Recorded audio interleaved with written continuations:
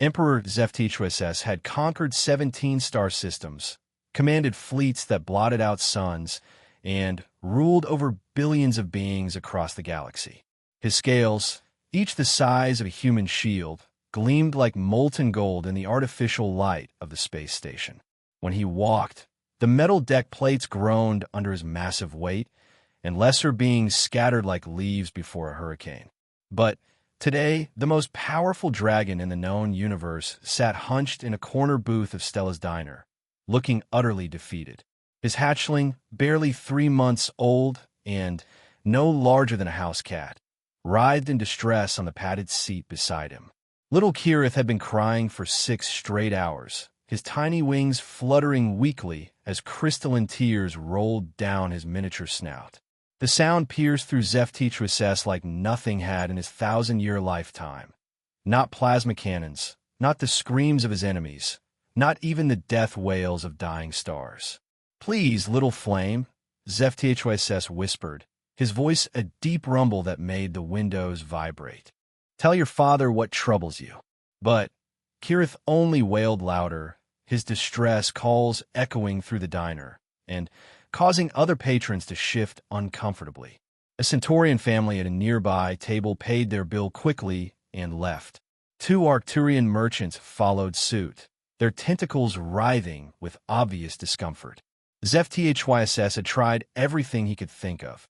He had sung the ancient dragon lullabies his own mother had crooned to him in the volcanic nurseries of Draconus Prime.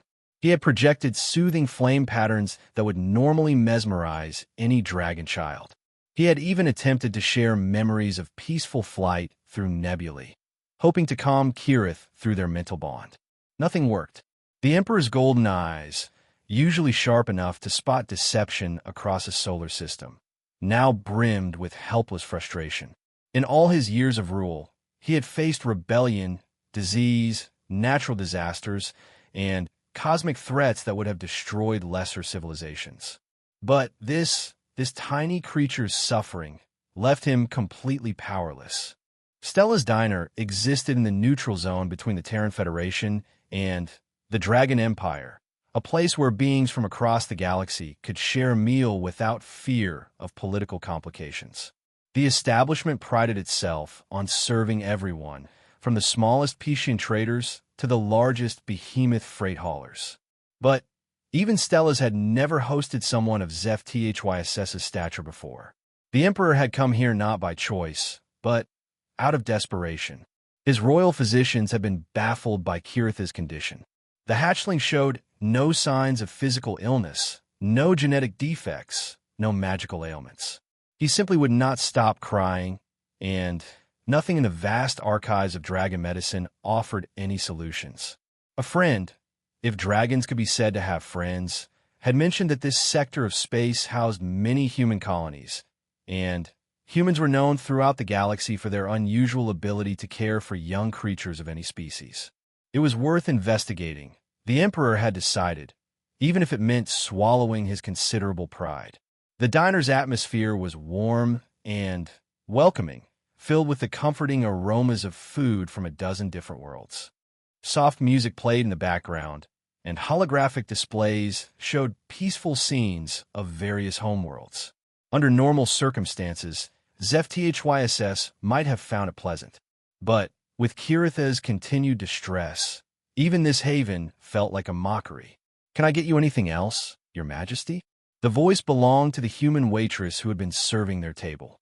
Her name tag read Sarah Chun, and she was perhaps the most unremarkable being in the diner. Average height for a human, dark hair pulled back in a simple ponytail, wearing the standard uniform of blue shirt and black pants. She possessed no obvious magical abilities, no enhanced physical capabilities, no technological augmentations that HFY could detect. Yet something about her presence seemed different from other humans he had encountered in diplomatic settings. There was a gentleness in her movements, a patience in her voice that didn't appear forced or artificial. When she had first approached their table, Kirith's crying had actually lessened for a few moments, though it had resumed with renewed intensity shortly after. "I require nothing for myself," HFY replied, his voice carefully modulated to avoid damaging her hearing. "But my hatchling remains inconsolable. Your pardon for the disturbance we have caused." Sarah's eyes fixed on little Kirith, who had worked himself into such a state that his tiny body was beginning to glow with uncontrolled fire magic. The sight of a dragon hatchling in distress clearly affected her, though she showed no fear despite being close enough that Kirith's flames could easily harm her. "Poor little guy," she murmured, her voice soft with genuine sympathy. "How long has he been like this?" 6 hours, 23 minutes, and 47 seconds, ZFTHYSS answered precisely. "My physicians can find nothing wrong with him physically. I have tried every remedy known to dragonkind, to no avail." Sarah nodded thoughtfully, studying Kirith's trembling form. "Sometimes babies cry when they're overstimulated or scared. Has he experienced any major changes recently?" The Emperor considered this. "He hatched 3 months ago in the royal nursery on Draconus Prime. This is his first journey away from our homeworld. We departed yesterday to attend a diplomatic summit." "Ah," Sarah said, understanding dawning in her expression. "He's homesick and probably overwhelmed. Everything here is new and strange, and he can sense that you're stressed too." ZFTHYSS blinked in surprise. The idea that his own emotional state might be affecting Kirith hadn't occurred to him, despite the well-documented empathic bonds between dragon parents and their young. He had been so focused on maintaining his imperial composure that he hadn't considered how his internal anxiety might be broadcasting itself to his sensitive hatchling. "What would you suggest?" he asked, surprised to find himself genuinely interested in this human's opinion. Sarah glanced around the diner, then back at Kirith. "Well, on Earth, we sometimes sing to babies when they're upset. Music has a way of cutting through distress and creating emotional connections. It might help him feel safe and loved." "I have sung to him," ZFTHYSS replied. "The traditional dragon lullabies of my people." "Maybe he needs something different," Sarah suggested gently. "Something that isn't connected to all the formal expectations of being a dragon prince. Just something warm and caring." Before ZFTHYSS could respond, Kirith let out another particularly heart-wrenching wail, his tiny claws scratching desperately at the seat cushions as if trying to dig his way back to familiar soil.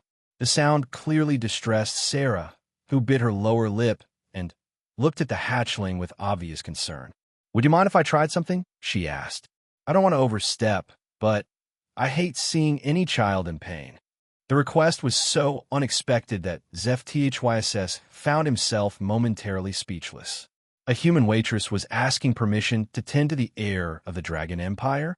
Under normal circumstances, such presumption would be unthinkable. But these were hardly normal circumstances, and his usual pride seemed insignificant compared to Kirith's suffering. "Please," he said simply, "do whatever you think might help." Sarah smiled and moved closer to their booth, her movements slow and non-threatening. Kirith's crying didn't stop, but his tiny head turned toward her, as if sensing a new presence. Sarah settled into the seat across from them, bringing herself to eye level with the distressed hatchling. "Hey there, little one," she said softly, her voice barely above a whisper. "I know everything feels scary and different right now, but you're safe, and your daddy loves you very much." Kirith's crying decreased slightly, his golden eyes, so like his father's, focusing on Sarah's face with obvious curiosity. She had a pleasant voice, melodic even when speaking normally, and something about her tone seemed to resonate with the young dragon's emotional state. "My grandmother used to sing to me when I had bad dreams," Sarah continued, her voice taking on a storytelling quality. "She said music was like a bridge between hearts, helping us share feelings when words weren't enough." ZFTHYSS watched in fascination as Sarah began to hum softly, a simple melody that seemed to float through the air like a gentle breeze. The tune was unfamiliar to him, clearly human in origin, but there was something universally soothing about its rhythm and progression. Kirith's crying diminished further, his breathing becoming less ragged as he listened. Then Sarah began to sing, her voice clear and gentle. "Twinkle, twinkle, little star, how I wonder what you are. Up above the world so high, like a diamond in the sky." The words were simple, almost childish by dragon standards, but there was something profoundly moving about the way Sarah delivered them. Her voice carried genuine warmth and caring, untainted by any desire for political gain or recognition. She was singing not to impress the Dragon Emperor, but simply to comfort a suffering child. Kirith's crying stopped entirely, his tiny body relaxing for the first time in hours. His luminous eyes remained fixed on Sarah's face as she continued the song, his breathing gradually synchronizing with the gentle rhythm of her voice. ZFTHYSS felt something shift in his chest, a sensation he couldn't immediately identify. For the first time since Kiritha's distress began, the Emperor allowed himself to truly relax, his massive shoulders dropping as tension flowed out of his body like water from a cracked dam. The song was working, but more than that, it was revealing something about humans that all his years of diplomatic contact hadn't shown him. This wasn't just about vocal techniques or musical theory. This was about the fundamental human capacity for empathy, their ability to genuinely care for beings they had never met before. Sarah finished the first verse and smoothly transitioned into another children's song, then another. Her voice never wavered, never showed strain or impatience despite the fact that she was essentially providing free childcare to one of the most powerful beings in the galaxy. Other patrons in the diner had begun to notice what was happening, but rather than staring or complaining about the earlier noise, they watched with quiet appreciation.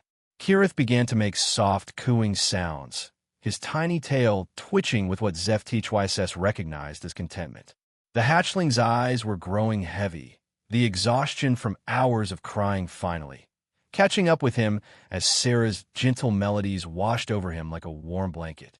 "Rockabye, baby," in the treetop, Sarah sang, her voice becoming even softer as she recognized the approaching moment when Kirith would finally sleep. "When the wind blows, the cradle will rock. When the bough breaks, the cradle will fall, and down will come baby, cradle, and all." For a moment, ZFTHYSS was startled by the violent imagery of the final lines, but then he realized that Kirith was responding not to the literal meaning of the words, but to the love and security conveyed through Sarah's voice. The hatchling's eyes finally fluttered closed, his tiny chest rising and falling in the deep, peaceful rhythm of natural sleep. Sarah continued humming for several more minutes, ensuring that Kirith was truly settled before gradually allowing her voice to fade into silence.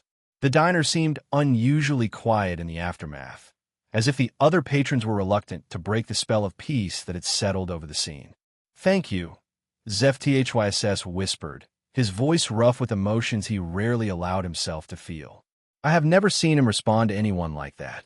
Sarah smiled, her eyes soft with the satisfaction of a job well done. Children understand love in any language. He just needed to feel safe and connected to someone who cared. The Emperor looked down at his sleeping hatchling, then back at the unremarkable human waitress who had accomplished what teams of royal physicians could not. "You said music was a bridge between hearts. I believe I understand now what you meant." Sarah checked her watch and glanced around the diner, where other customers were beginning to flag her attention. "I should get back to work, but you're welcome to stay as long as you need. Sleeping babies should never be disturbed." As she stood to leave, ZFTHYSS found himself reaching out with one massive claw, careful not to actually touch her, but making a gesture that clearly requested her attention. "Sarah Chun," he said formally, "you have done a great service to the Dragon Empire today. This kindness will not be forgotten." "I just helped a baby feel better," Sarah replied with a shrug, as if such actions were the most natural thing in the world. Any decent person would have done the same. But as she walked away to tend to her other customers, ZFTHYSS realized that her casual dismissal of her own actions only made them more remarkable. Here was a being who possessed no special powers, commanded no armies, and controlled no vast resources, Yet she had wielded something far more potent than any weapon in his arsenal: the simple, profound power of human compassion. For the first time in his long life, the Dragon Emperor began to understand why humans had become such a significant force in galactic affairs despite their physical limitations and short lifespans. They possessed something that couldn't be conquered or replicated: an infinite capacity to care for others, even strangers, even those who could offer them nothing in return. As Kirith slept peacefully in the warmth of the diner, surrounded by the gentle sounds of ordinary life continuing around them, ZFTHYSS found his own spirit lifted in ways he hadn't thought possible. The universe suddenly seemed a little brighter, a little more hopeful, because somewhere in its vast expanse, beings like Sarah Chun continued to choose kindness over indifference, love over fear.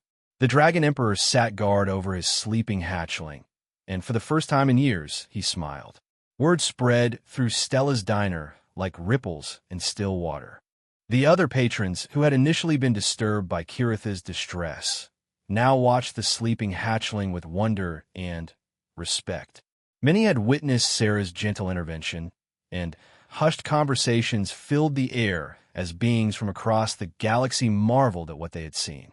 ZFTHYSS remained motionless in the corner booth, one massive eye fixed on his peacefully sleeping child, while the other observed the fascinating dynamics playing out around him. A Centaurian couple at a nearby table were discussing the human capacity for cross-species empathy in their musical language. Two vegan traders were debating whether what they had witnessed was evidence of some unknown human psychic ability.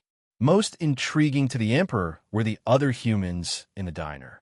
A family of Terran colonists had watched Sarah's performance with obvious pride, as if her actions reflected well on their entire species. An elderly human man at the counter had tears in his eyes, and when ZFTHYSS enhanced his hearing to listen in, he caught the man quietly telling another patron, "That's my granddaughter. Raised her to care about others, just like her grandmother did." The revelation that Sarah was related to another patron explained much about her behavior. This wasn't an isolated act of kindness, but rather the product of generational teaching and cultural values passed down through human families. ZFTHYSS found himself wondering how many other humans carried such capacity for compassion within them. Sarah returned to check on them periodically, always moving quietly to avoid disturbing Kirith's sleep. During one such visit, she brought a small cup of warm milk that she placed carefully within the Emperor's reach. "For when he wakes up," she explained softly. "Human babies often get hungry after crying so much. I'm not sure if dragon hatchlings are the same, but it can't hurt to be prepared." ZFTHYSS accepted the offering with a grateful nod, struck once again by her thoughtfulness. In dragon culture, such anticipatory care was usually reserved for the highest-ranking nobles or the most beloved family members. Yet this human extended such consideration automatically to a stranger's child. "Sarah," he said quietly, "may I ask you something personal?" "Of course," she replied, settling briefly into the seat across from him. "Do all humans possess your gift for nurturing young creatures?" Sarah looked surprised by the question. "I wouldn't call it a gift exactly. Most people like children and want to help when they see them in distress. It's pretty basic human nature." "Basic human nature," ZFTHYSS repeated thoughtfully.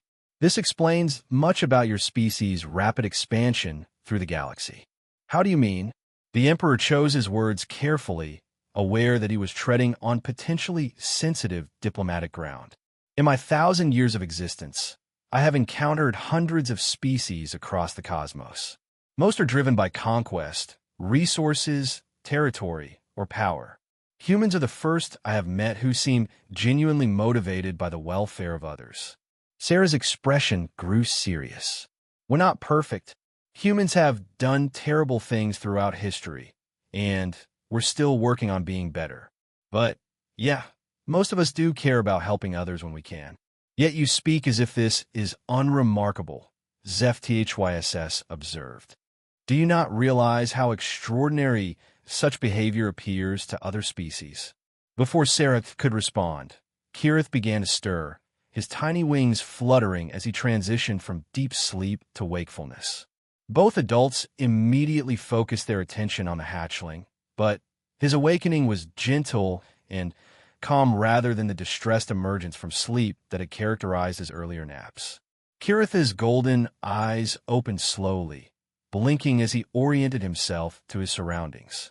When his gaze fell on Sarah's face, his tiny snout curved upward in what HFY recognized as a dragon smile. The hatchling made soft chirping sounds and reached out with one miniature claw toward the human woman.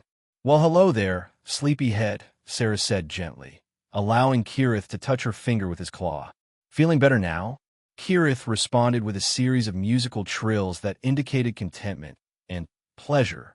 His earlier distress seemed completely forgotten, replaced by the natural curiosity and playfulness that should characterize a healthy dragon hatchling. "He likes you," ZFTHYSS observed with amazement. In dragon culture, hatchlings are typically wary of strangers for the first year of life. I have never seen Kirith respond so positively to anyone outside our immediate family. Sarah smiled as Kirith began exploring her hand with gentle touches, clearly fascinated by the different texture and temperature of human skin compared to dragon scales. Maybe you just needed to feel safe first. Trust is easier when you're not scared or upset. The simplicity of her observation struck ZFTHYSS like a revelation. Throughout his reign, he had often struggled with gaining the trust and loyalty of newly conquered populations. His standard approach involved demonstrations of power, elaborate ceremonies, and formal declarations of protection. But perhaps he had been overcomplicating the process. "You said earlier that music was a bridge between hearts," the Emperor said thoughtfully. "Is this how humans typically approach building relationships with other species?" Sarah considered the question while gently playing with Kirith, who was now making happy gurgling sounds. "Not all humans are good at it, but we've learned that understanding and empathy work better than force or intimidation.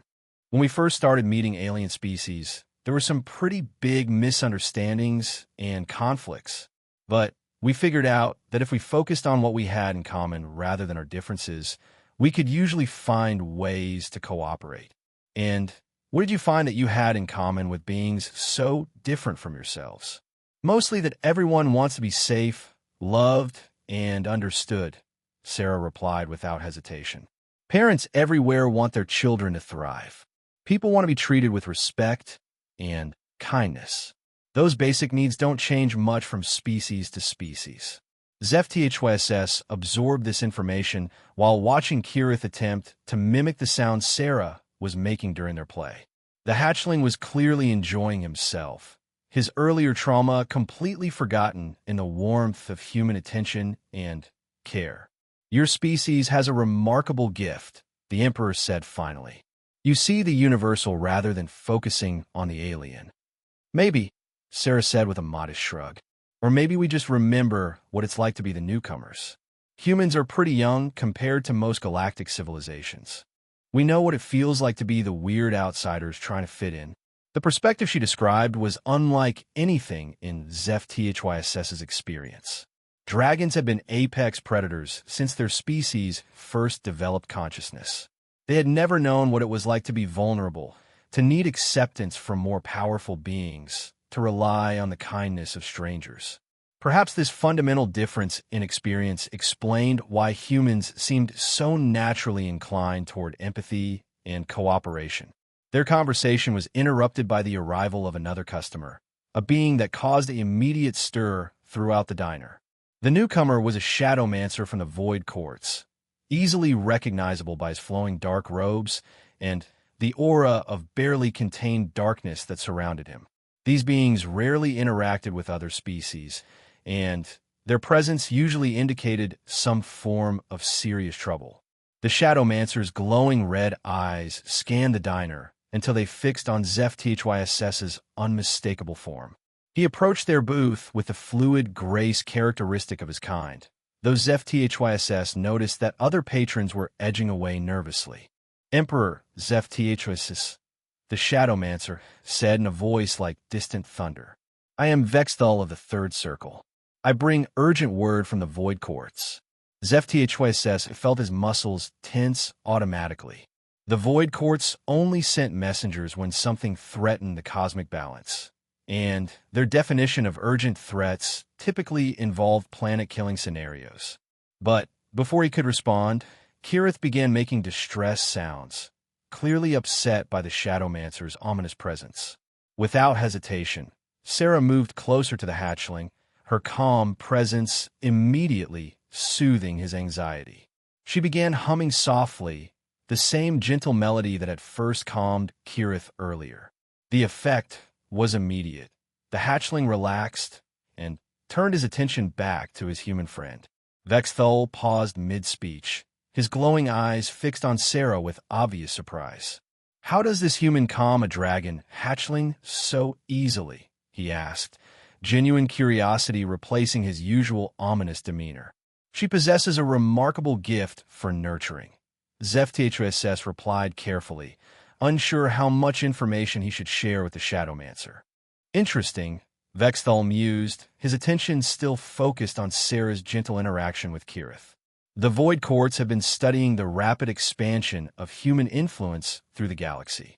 We had theorized it was due to military prowess or technological advancement, but this suggests a different explanation. Sarah looked up from playing with Kirith, clearly uncomfortable with being discussed as if she weren't present. "Is there something I can help you with?" she asked politely. Vexthal's expression shifted to what might have been amusement, though it was difficult to tell with Shadowmancers. A human offering assistance to a Void Court Shadowmancer. How perfectly characteristic of your species. "I don't know anything about Void Courts," Sarah admitted. "But if you need help with something, I'm happy to try." The simplicity and sincerity of her offer clearly surprised Vexthal. For several moments, the powerful Shadowmancer simply stared at her, as if trying to understand how such a response was possible. "Your species continues to confound our predictions," he said finally. "We calculate probabilities based on self-interest and power dynamics. Yet humans consistently behave in ways that contradict logical expectations." "Maybe your calculations are missing some variables," Sarah suggested gently. "Indeed," Vexthal agreed. "We may need to revise our understanding of what drives intelligent behavior." HFY watched this exchange with growing fascination. A representative of one of the galaxy's most mysterious and powerful factions was essentially admitting that human behavior didn't fit their analytical models. This suggested that human empathy and compassion weren't just effective tools for building relationships. They were genuinely unprecedented in galactic civilization. "Your message, Vexthal," the Emperor prompted, though his tone was less commanding than usual. Sarah's presence seemed to be softening everyone's edges, including his own. "The Void Courts have detected anomalous energy readings from the Nexus Prime system," the Shadowmancer reported. "Something is destabilizing the dimensional barriers, and the effects could cascade throughout this sector. We require the Dragon Empire's assistance in investigating the source." Under normal circumstances, HFY would have responded immediately with questions about strategic implications, resource requirements, and potential threats to his territory. But with Kirith playing contentedly in Sarah's gentle care, his priorities felt subtly shifted. "Will this investigation require extended travel?" he asked. "Several weeks at minimum," Vexthal confirmed. "Why do you ask?" HFY looked down at his hatchling, who was now attempting to teach Sarah simple dragon vocalizations with obvious delight. "My son has had difficulty adjusting to travel. I'm concerned about causing him further distress." The admission that a mighty dragon emperor was prioritizing his child's emotional well-being over galactic emergencies would normally have been unthinkable. Yet saying it aloud felt completely natural, as if Sarah's perspective on what truly mattered had somehow infected his own thinking. Vexthal followed his gaze to where Sarah was patiently mimicking Kirith's chirping sounds, much to the hatchling's obvious joy. "Perhaps," the Shadowmancer said slowly, "there are solutions we have not considered." "What do you mean?"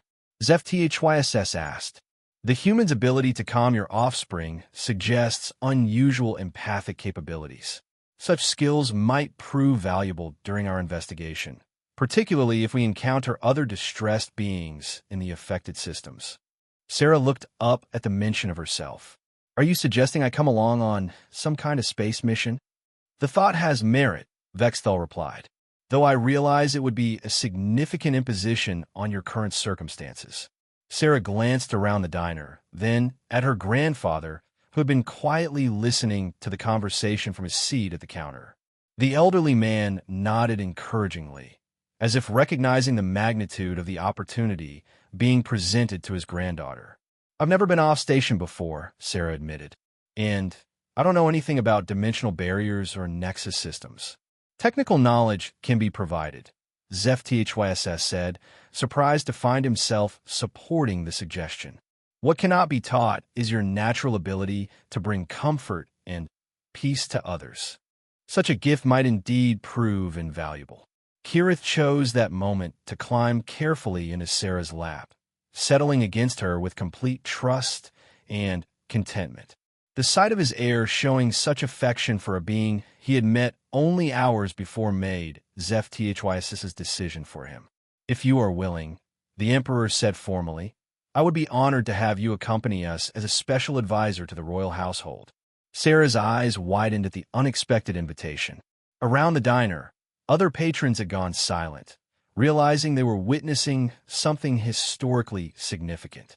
The idea of a human waitress being formally invited to join a mission involving both the Dragon Empire and the Void Courts was unprecedented. I don't want to leave my grandfather, Sarah said slowly, looking toward the elderly man with obvious concern. Take the opportunity, sweetheart, her grandfather called out from the counter. I raised you to help others, and it sounds like you're needed. Stella's will manage without you for a few weeks. Sarah looked down at Kirith, who had fallen asleep in her arms, his tiny body completely relaxed and peaceful.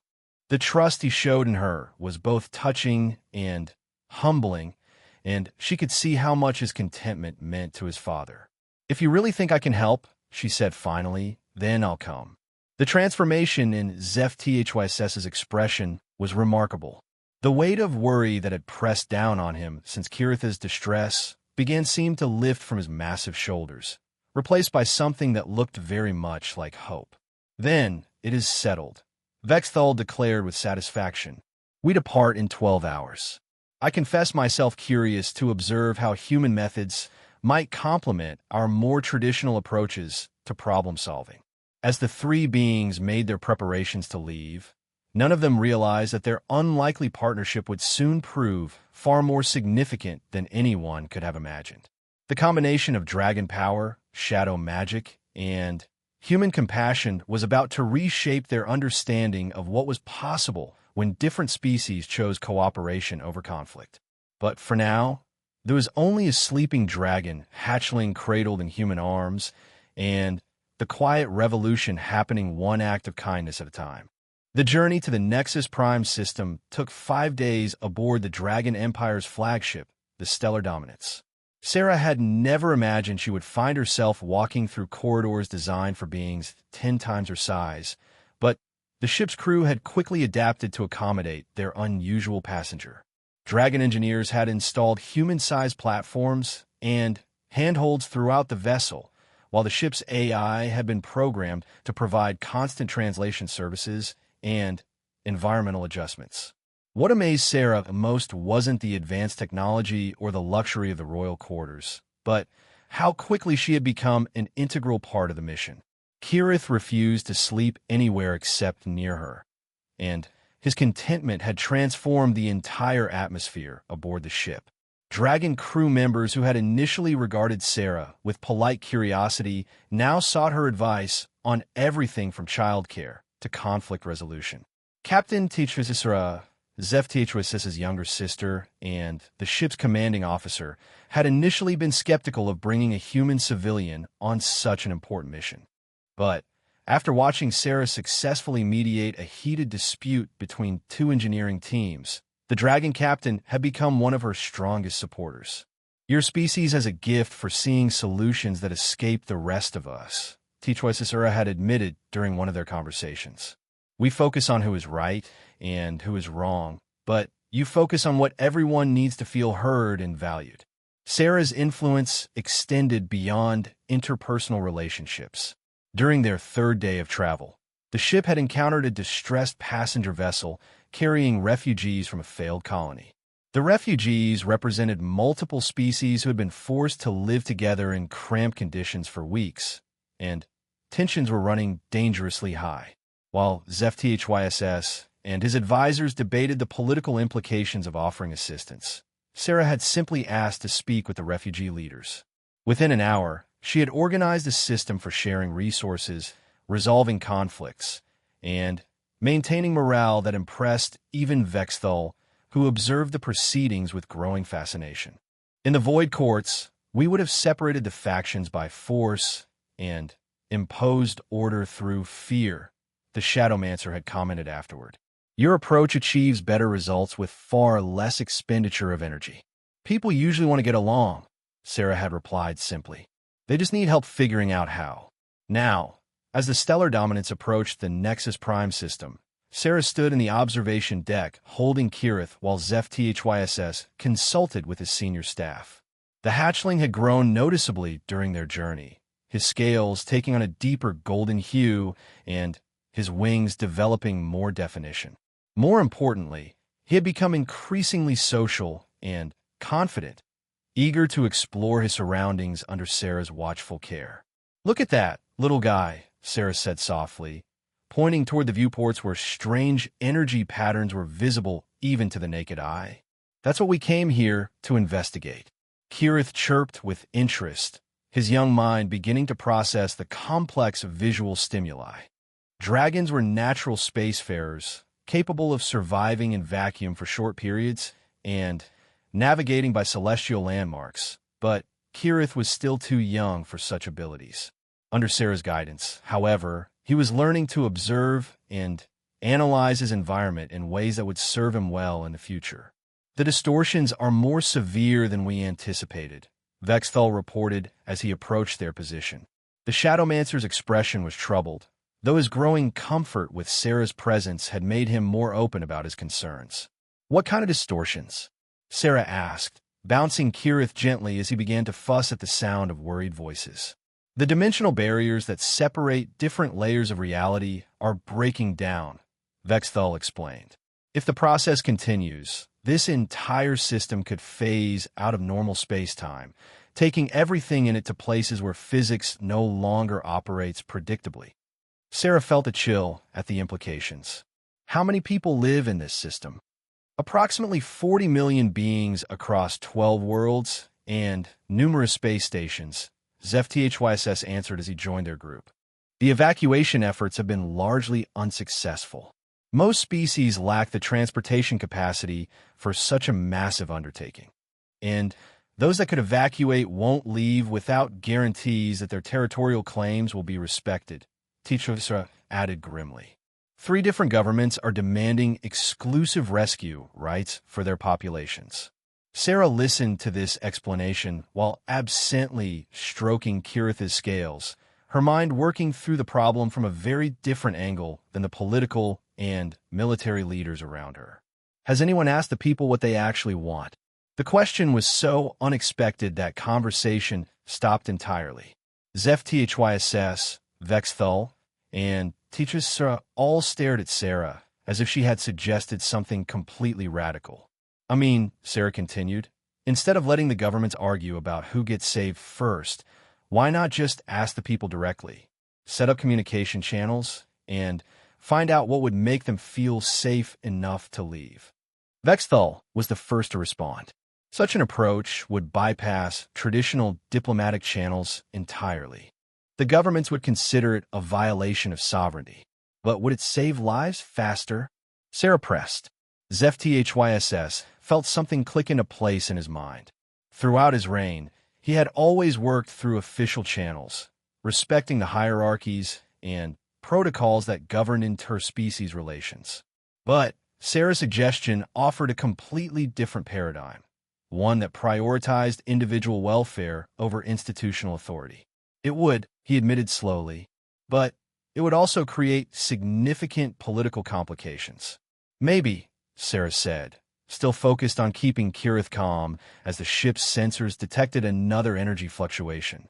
Or maybe it would show people that someone actually cares about them as individuals rather than as political assets.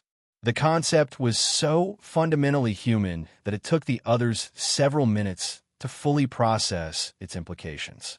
In dragon culture, hierarchy was everything. In the void courts, individual desires were subordinated to cosmic necessity. But human civilization had apparently developed around the revolutionary idea that every person's welfare mattered equally. "The dimensional distortions are accelerating," announced Commander Rothkar from the bridge. "We're detecting phase shifts throughout the outer system." HFY made a decision that would have been unthinkable before meeting Sarah. Open direct communication channels to every populated world and station in the system. Bypass the governments entirely. "I want to speak to the people directly." "Your Majesty," the diplomatic ramifications dash, one of his advisors began.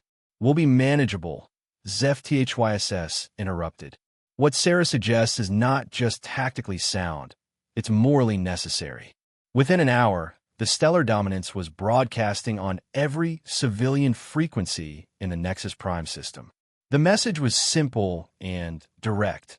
The Dragon Emperor himself was personally guaranteeing safe passage and temporary sanctuary for anyone who wished to evacuate, regardless of species, political affiliation, or economic status. The response was immediate and overwhelming.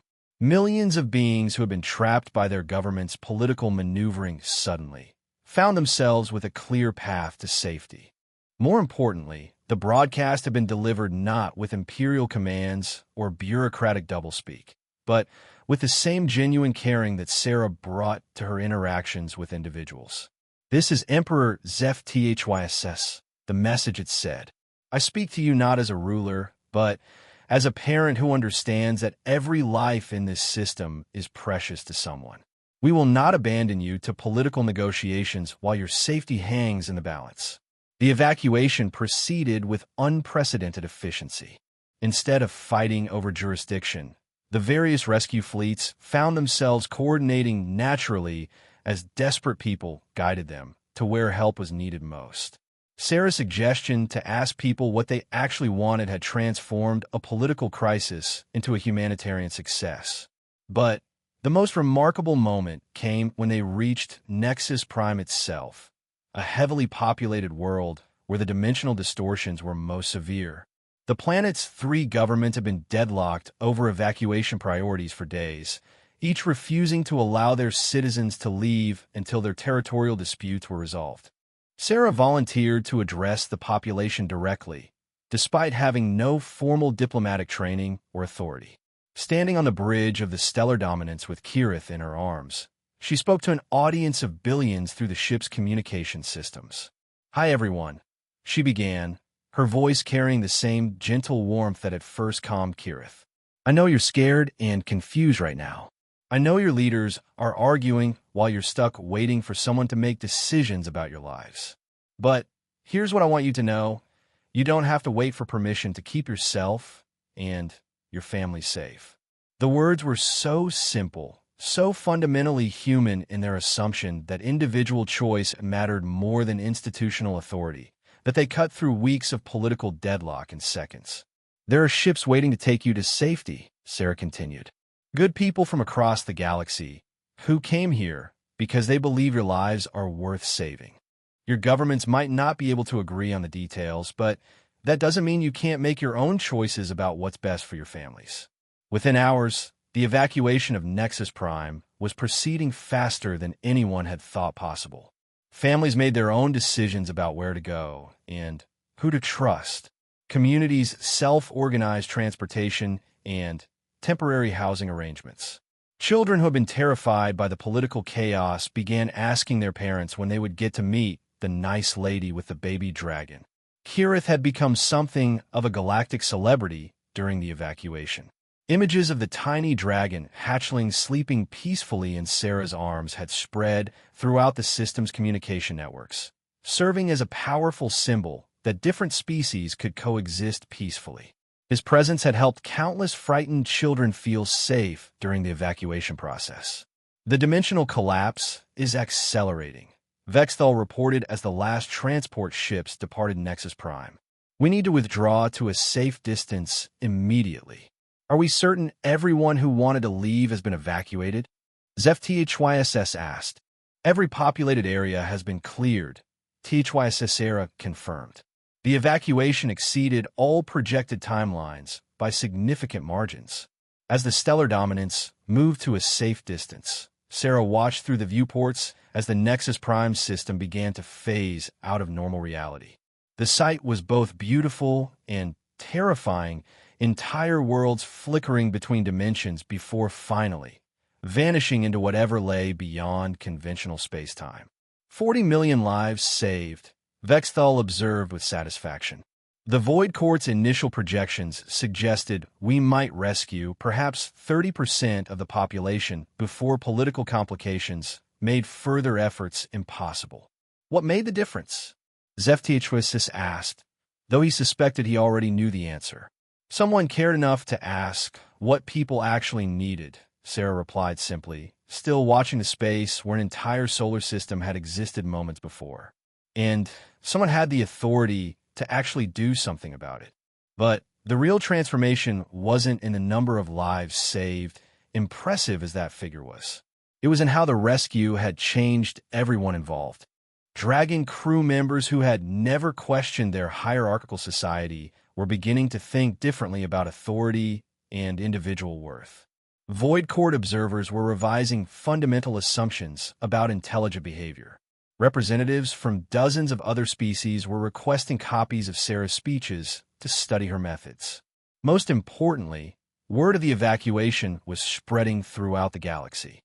The story of a human waitress who had helped save 40 million lives was inspiring beings across countless worlds to reconsider how they approach problems and conflicts. The refugees will need permanent resettlement assistance, THYSS pointed out as they prepared for the journey home. Many have lost everything they had built over generations. Then, we'll help them build new lives, ZEF-THYSS replied without hesitation. The Dragon Empire has extensive territory suitable for colonization. We'll establish a new system specifically designed to accommodate multiple species peacefully. It was an unprecedented offer from a species that had traditionally been highly territorial. But Sarah's influence had fundamentally changed how the Emperor thought about his responsibilities. Caring for others was no longer seen as a political calculation, but as a moral imperative. The journey back to Dragon Space took a week, during which Sarah found herself the center of a remarkable transformation.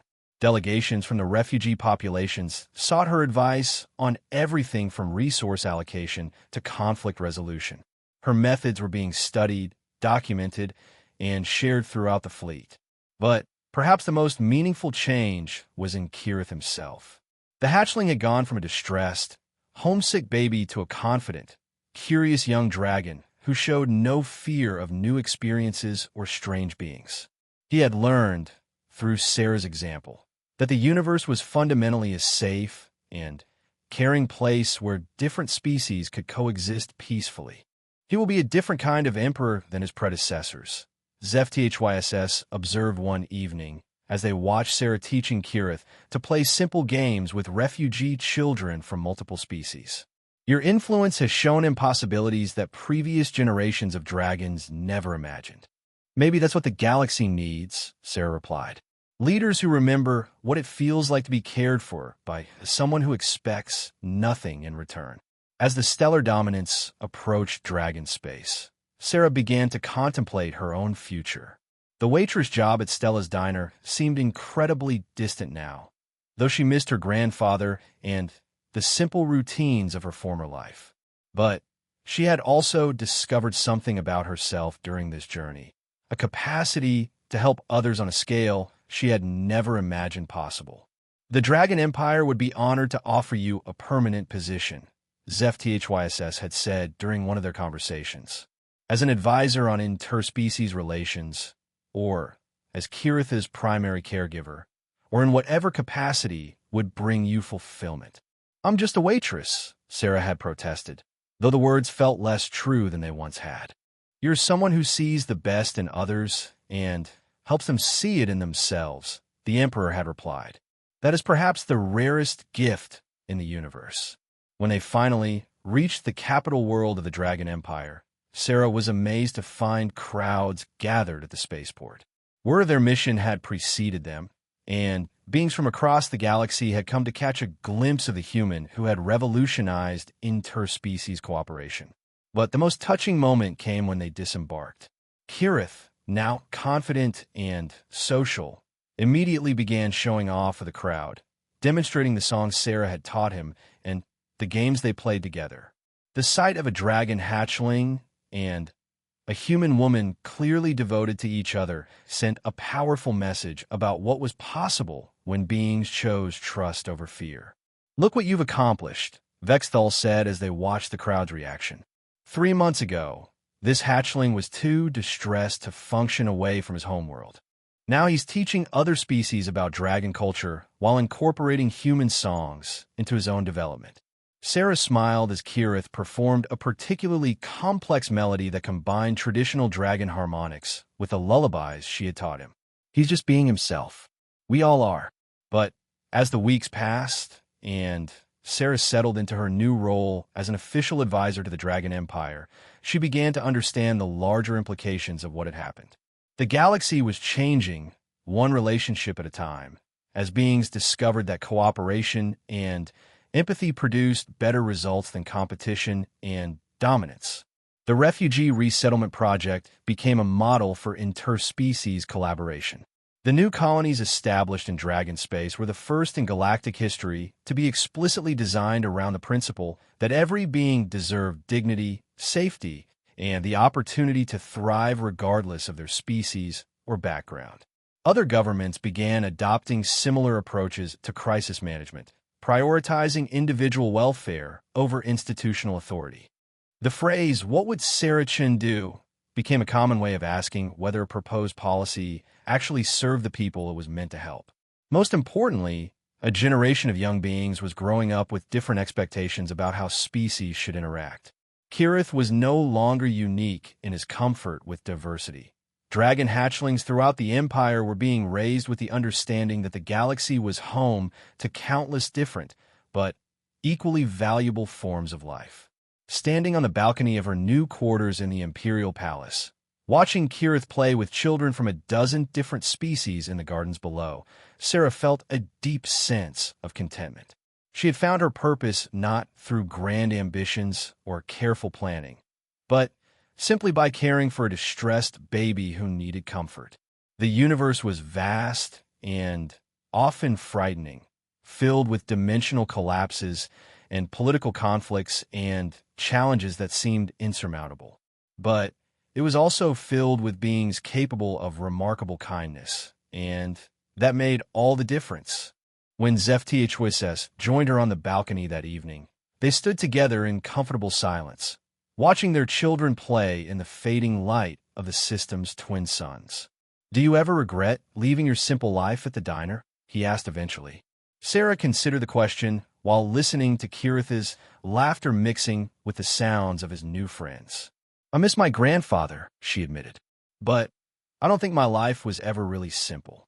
I just didn't understand how connected everything is." The Dragon Emperor nodded, understanding exactly what she meant. None of their lives were simple anymore, but they were infinitely richer for the connections they had built across the vast distances between species and worlds. In the gardens below, Kirith began teaching the other children the lullaby that Sarah had sung to him that first night in Stella's diner. The melody drifted up to them, carried on the evening breeze, a reminder that some truths were universal enough to bridge any gap. Sometimes the smallest acts of kindness change everything. Sometimes a simple song can save not just one child, but an entire galaxy's understanding of what it means to care for one another. And sometimes the most powerful force in the universe is just someone who chooses compassion over indifference one moment at a time.